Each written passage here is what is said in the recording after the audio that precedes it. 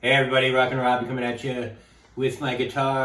But today I just got finished performing an original song on YouTube, and now I'm going to tell a little story, get super personal with you guys. That's all right with you. I'm going to tell about how I became dependent on opioids during the pandemic. And let me tell you, I have a newfound understanding and sympathy and empathy for anybody who deals with the opioid problems and the opioid crisis. So I am somebody who has suffered from kidney stones on and off throughout my life. And in the very beginning of the pandemic, I think it was maybe January of last year, I was having a kidney stone attack and I needed to go to the emergency room. So I went to the emergency room and they put me on painkillers and they scanned me and they determined I had a whole mess of stones and I needed to schedule surgery.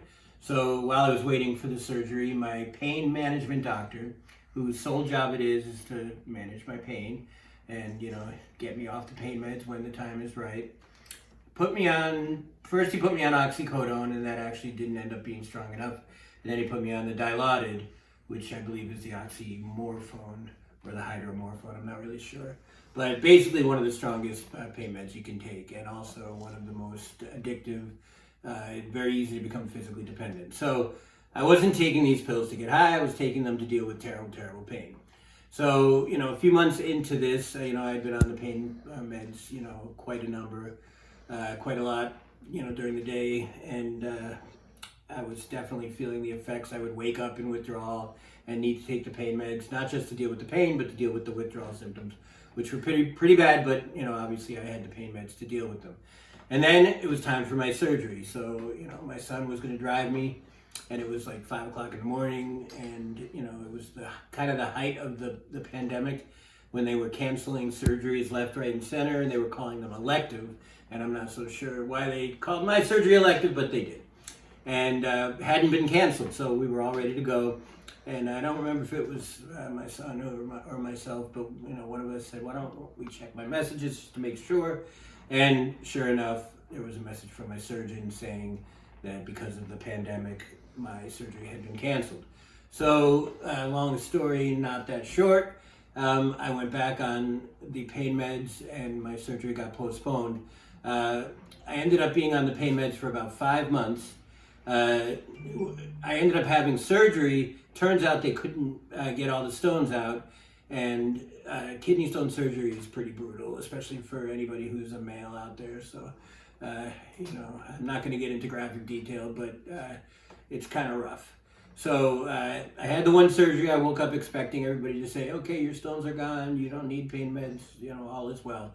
And they said, "Oh, we got some, but we need to go back in." So they basically scheduled another surgery for like a month later.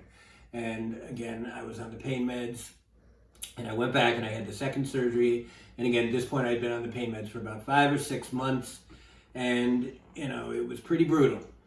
But I was excited and anxious to get the stones removed and move on with my life. So I got the stones taken out finally, and I was in a lot of post-op pain, and finally that subsided. And I tapered down and basically stopped taking the pain meds. And I knew that there was going to be some withdrawal to deal with, and my doctor prescribed a couple of meds to deal with the withdrawal, which did absolutely nothing to help me. And I started suffering, just terrible clamminess, sweats, cold and hot at the same time, couldn't eat or drink, incredible nausea, stomach was just doing flip-flops.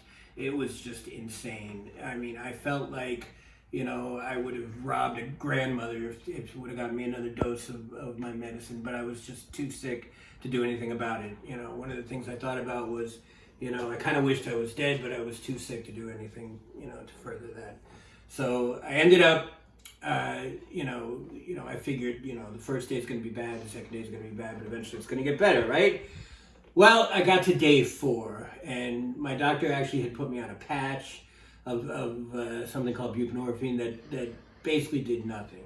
And it was day 4, and I thought I was supposed to start feeling better, and I didn't. And I had basically gone 4 days without eating, without drinking. The only time I drank anything was just with, when I would take a little Tylenol or, a little of my prescription medicines, that were not narcotics.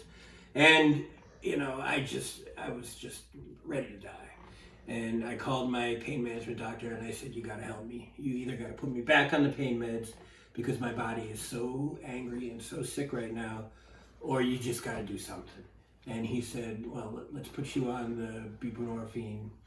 And basically, there's medication-assisted treatments for people who are dependent on opioids. And buprenorphine is the one that he put me on. Methadone is the other one that's available, and I don't have any experience with that, so I'm not going to speak about it. But so I went through hell to try to find a pharmacy that had the medication in stock because most of them didn't. Turns out there was a CVS down where in an area of Boston known as the Methadone Mile, which is where all the heroin addicts kind of hang out, and there's sort of a tent village that they live in. And this particular drugstore had some of the medicine that I needed. So I ended up taking the medicine. I was just at the bottom of my rope, at the end of the line, and it was absolutely a miracle. I mean, all we all want in life is to feel normal, and that's all I wanted, was to feel normal. And I put the buprenorphine, you melt it, it's like a little, I'll show it to you in a minute, but it's you either can put it under your tongue or melt it in your cheek. And it was astounding. It was an absolute miracle. And basically that was about a year ago, and I was on 600 micrograms, and I worked my way down to 450 and to 300 and to 150. And believe it or not, I'm still on it to this day. And I still go through a little bit of withdrawal whenever, I haven't taken my medicine. And now I'm on the 75s.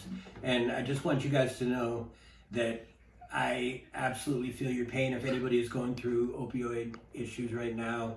But I want you to know that there's a medicine out there that can help you, and it will help you feel normal, and you can't overdose on it, and there's no negative side effects from it. And you do become physically dependent on it, and it's kind of tough to shake, but it's a good opioid, and you need to ask your doctor about it if possible. And would you hold this for me, please? I'm going to show you guys an example of the medicine right now. Now, remembering that I'm blind, it's a little difficult because you can't open this without scissors. So basically, this is what the medicine looks like. I'm going to cut it open now and hopefully be able to remove it without hurting myself. And I'm going to take it on YouTube. Actually, I need a little bit more. Some arts and crafts as well. So this is the 75 micrograms, which is the lowest that they make, so I'm almost done. Here's what it looks like. I'm not really sure what color it is, but I'm going to put it under my tongue, and I want you guys to know. Let me know in the comments if this story helped you at all, if it hit home at all. Please share this video. Let me know if you want me to tell you a lot more stories, because I've had a lot of near-death experiences and a lot of hell in my life. But I also got a lot of love and support in my life, and I hope you guys know that I love and support all of you, and especially anybody who's going through this. So until next time, Rock and Robbie out.